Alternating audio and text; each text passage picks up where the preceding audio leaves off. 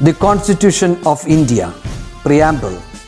We, the people of India, having solemnly resolved to constitute India into a sovereign, socialist, secular, democratic republic and to secure to all its citizens justice, social, economic and political, liberty of thought, expression, belief, faith and worship, equality of status and of opportunity, and to promote among them all fraternity, assuring the dignity of the individual and the unity and integrity of the nation.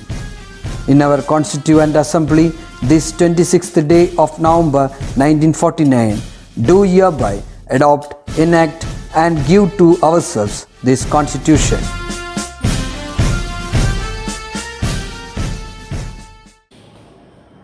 नमस्ते मेरे प्यारे बच्चों, Hindi class में आप सबका फिर से स्वागत है। कैसे हैं आप लोग? सब लोग अच्छे हैं ना? तो बच्चों, आपको पता है हर साल आपके कुछ नए दोस्त आते हैं आपकी क्लास में, है ना? तो इस साल जो नए दोस्त हैं, आप क्या उनसे मिले? नहीं मिले हैं ना? तो आज हम एक नए दोस्त से मिलते हैं। उनका नाम है वृषण प्रसाद। वो कक्षा 7वीं C में है और वो आपको रीकैप सुनाएंगे। अनमोल खजाना कहानी याद है ना आपको? उस कहानी का रीकैप आपको सुनाएंगे। तो मिलिए वृषण प्रसाद से, ठीक है? Good morning to all. नमस्ते, मेरा नाम वृषण प्रसाद है। मैं 7C में पढ़ता हूँ। आज मैं अनमोल खजाना कहानी का सारांश कहना चाहता हूँ। एक गांव में विक्रम नामक युवक था। वो बहुत आलसी था। एक दिन बैठे बैठे विक्रम ने सोचा कि कैसे ढेर सारा धन कमाऊं और आराम से रहूं। इसके लिए विक्रम ने सारे दोस्तों के पास जाकर उपाय पूछा, लेकिन उपाय नहीं मिला। इसके बाद एक किसान से मिला। विक्रम जल्दी से किसान से पूछा, कैसे ढेर सारा धन कमाऊं और आराम से रहूं। किसान ने उपदेश दिया कि गांव के उस पार एक सज्जन रहता है, उनका नाम है विश्वनाथ। विश्वनाथ वो तरीका बताएगा। इसके बाद विश्वनाथ से मिलता है और पूछता है। विश्वनाथ ने कहा, तुम बसंत नगर में जाओ। एक आदमी मनुष्य शरीर की आंखों, पैर, हाथों सब कुछ खरीदता है और पैसे भी मिलता है। विश्वनाथ की बातें सुनकर विक्रम ने अपनी गलती को समझ ली। विश्वनाथ बोली कि तुम्हारा शरीर एक अनमोल खजाना है, उसको उपयोग करो। विक्रम का आंखें खुल गई। കൂട്ടുകാരെ, ഈ കഥയിൽ നിന്നും നമുക്ക് മനസ്സിലാവുന്നത് എന്ത്?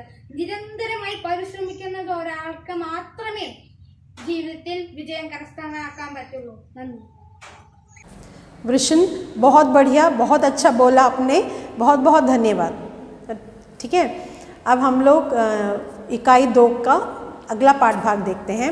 उसमें एक कविता हम लोग पढ़ेंगे आज। इस कविता का नाम है कोशिश करने वालों की। बहुत ही सुंदर, बहुत मशहूर कविता है। इसके कवि श्री हरिवंश राय बच्चन जी हैं।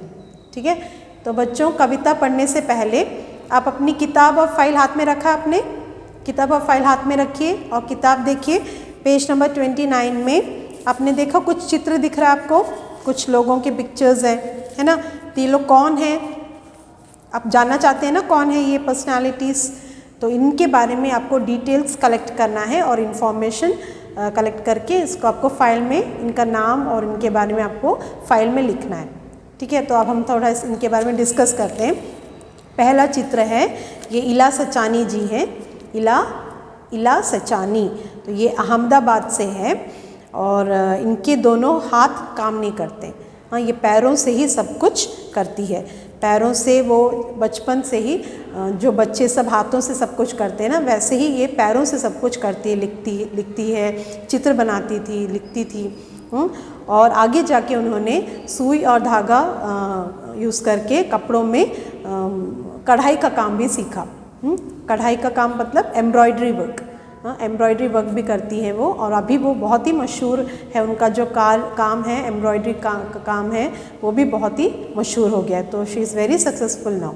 ओके, तो ये थी इला सचानी।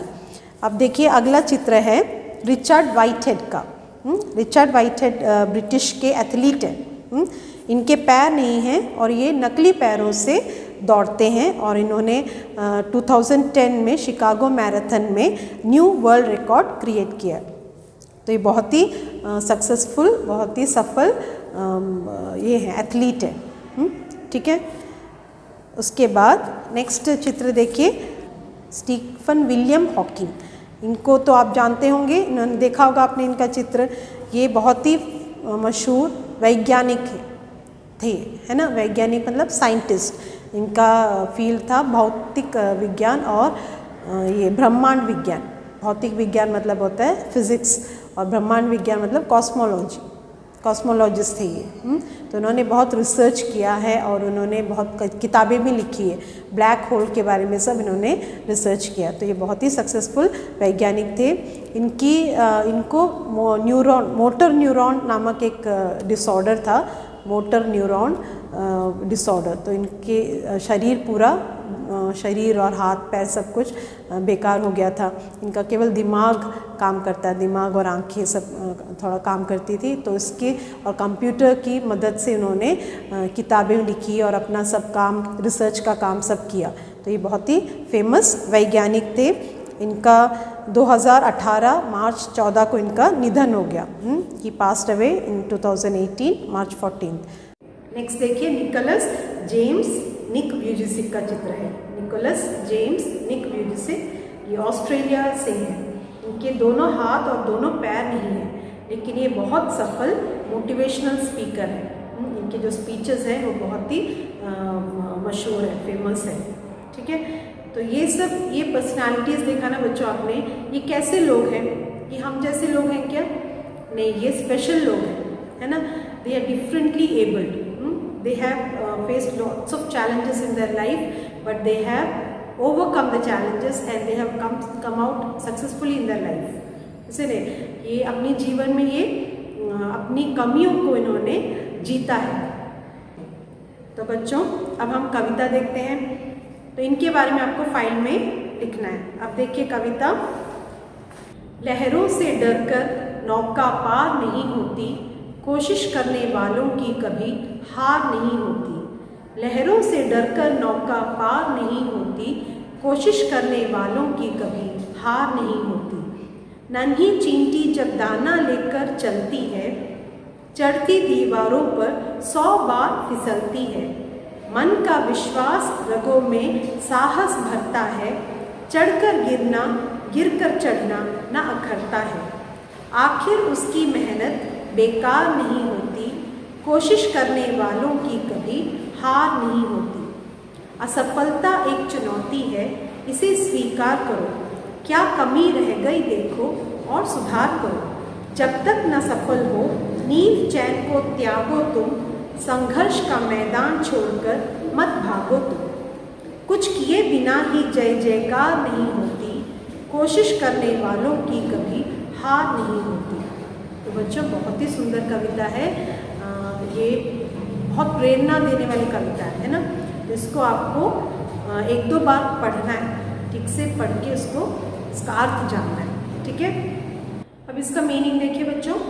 लहरों से डरकर नौका पार नहीं होती, कोशिश करने वालों की कभी हार नहीं होती।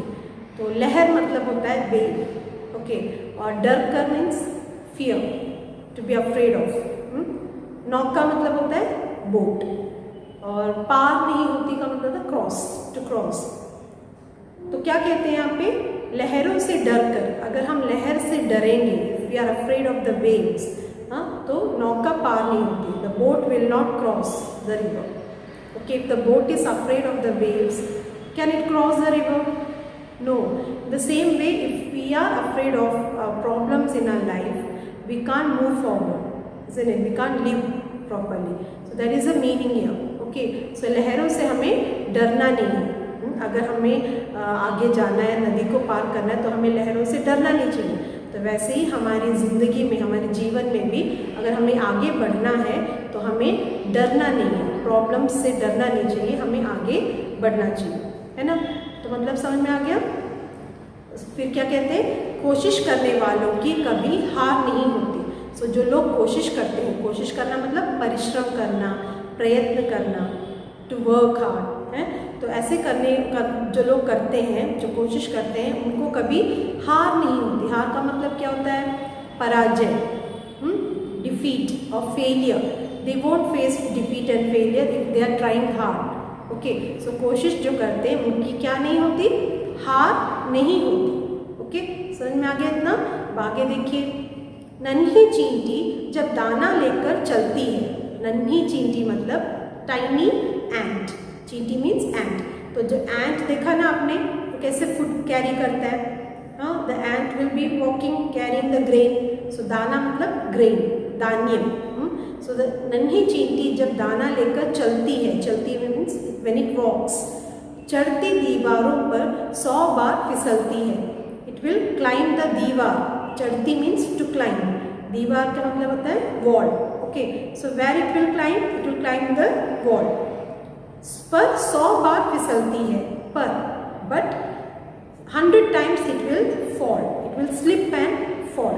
फिसलती है means to slip and fall. So 100 times it will climb and then again it will fall. मन का विश्वास रगों में साहस भरता है. How it is again climbing? Because the विश्वास means the confidence it is having. मनसिलेला confidence, विश्वासम साहस भरता है. रगों में साहस means courage, धैर्य. So because it is having the confidence, it is moving forward. Courageously it is moving. Okay. So what they are saying? മനസ്സിൽ വിശ്വാസം ഉണ്ടെങ്കിൽ നമുക്ക് ധൈര്യത്തോടെ മുന്നേറാം, അല്ലേ? चढ़कर गिरना, गिरकर चढ़ना ना अखरता है. So चढ़कर गिरना means to climb and to fall, again to rise up and to climb. So गिरकर चढ़ना ना अखरता है. ना अखरता है means it won't mind. The ant won't mind to fall and again getting up and climbing, because it knows that it can do it. It can climb the height, isn't it? So it is having that confidence, विश्वास होना, so that it doesn't mind, उसको बुरा नहीं लगता है. तो वो जो चींटी है वो कई बार फिसलती है, लेकिन फिर से चढ़ती है और उसको जहाँ जाना होता है वहाँ पे पहुँच जाती है. ओके, तो उसका क्या है उसका कारण? क्योंकि वो कोशिश करती है, कोशिश करती है और उसके मन में विश्वास है. ठीक है, तो कोशिश करने वालों की कभी हार नहीं होती. तो इसका मतलब क्या है? यहाँ पे चींटी का एग्जाम्पल दिया कवि ने, है ना. चींटी आपको पता है ant is very hard working insect, है ना. तो चींटी के जीवन से हम बहुत कुछ सीख सकते हैं. तो हमें भी क्या करना चाहिए? अगर हमें कोई प्रॉब्लम है या अगर हमें लाइफ में आगे बढ़ना है तो हमें कोशिश करते रहना चाहिए. We should be always trying and working hard for success, है ना. तो यह है इसका मतलब. समझ में आ गया बच्चों? अब आगे देखिए, असफलता एक चुनौती है, इसे स्वीकार करो, क्या कमी रह गई देखो और सुधार करो. असफलता सफलता का उल्टा होता है. असफलता, है ना. सफलता मीन्स सक्सेस, असफलता का मतलब होता है फेलियर. ठीक है. So sometimes we are doing but we won't get success. So what we have to do? We should not be disappointed. What we have to do? We have to see what are the mistakes we have done and we have to correct it. So that is the meaning here. असफलता एक चुनौती है. चुनौती का मतलब होता है क्या कहते हैं? चैलेंज. ठीक है, विल्ली वर्ग. So it is a challenge. So असफलता एक चुनौती है, इसे स्वीकार करो.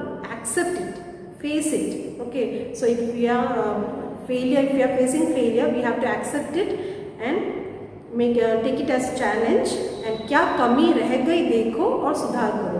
and we have to see our mistakes. क्या कमी हो गई है उसको, मिस्टेक्स को करेक्ट करना है. सुधार करो मीन्स करेक्ट करना है. ओके, जब तक न सफल हो नींद चैन को त्यागो तो.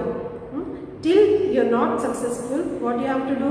You have to sacrifice your नींद चैन सब त्याग करना है. त्याजिക്കണം. that is नींद त्याग का मतलब क्या होता है? Sleep and comforts. Okay, we have to sacrifice our sleep and we have to sacrifice our comforts and we have to work hard and try for success. Okay, so जब तक ना सफल हो नींद चैन को त्यागो तो. संघर्ष का मैदान छोड़कर मत भागो तुम। मत भागो, भागो मीन्स डोंट रन अवे. संघर्ष का मैदान मीन्स പ്രോബ്ലംസ്. ഓക്കെ, സംഘർഷങ്ങൾ ലൈഫിൽ പല പ്രോബ്ലംസും വരില്ലേ. അപ്പം അങ്ങനെ സംഘർഷങ്ങൾ വരുമ്പോൾ, പ്രോബ്ലംസ് വരുമ്പോൾ we should not run away from it. मत भागो तुम, डोंट रन अवे. कुछ किए बिना ही जय जयकार नहीं होती. Without doing anything we won't get any success, isn't it? We can't achieve anything. So कुछ किए बिना, without doing anything, जय जयकार नहीं होती. We can't succeed or we can't get any achievements. So कोशिश करने वालों की कभी हार नहीं होती. So जो कोशिश करते हैं उनको क्या मिलता है? सफलता मिलती है, उनको कभी हार नहीं मिलता. ठीक है, तो यह है इसका मीनिंग. समझ में आ गया बच्चों? तो हमें क्या करना चाहिए? इसमें चींटी का एग्जाम्पल दिया है कवि ने, तो हमें बहुत कुछ सीख सकते हैं हम इनसे, है ना. तो हमें जीवन में कई प्रॉब्लम्स फेस करना पड़ेगा. तो फिर जब जीवन में प्रॉब्लम्स आती हैं तो हमें उसको चैलेंज जैसे लेकर उसको फेस करना है और उसको ओवरकम करना है. And we have to try for success. Okay, तो समझ में आ गया आप लोगों को? इसको आप लोग घर में एक और बार पढ़िए, कई बार पढ़ना है और इसको अपनी फाइल में लिखना है इस पोएम को. और देखिए इसके नीचे आपके एक पोस्टर दिया हुआ है, 1 मई विश्व श्रमिक दिवस. तो विश्व श्रमिक दिवस का मतलब होता है वर्ल्ड लेबर डे. कब है वो वर्ल्ड लेबर डे? 1 मई, है ना. सो 1 मई को है लेबर डे. तो वो इसका एक पोस्टर आपको तैयार करना है और इस पोएम को अच्छी तरह पढ़कर इसका मीनिंग जो है, बुक में है आपका मीनिंग्स, वो मीनिंग्स आपको फाइल में लिखना है. ठीक है बच्चों? So that's all today for today. Bye children, thank you for watching.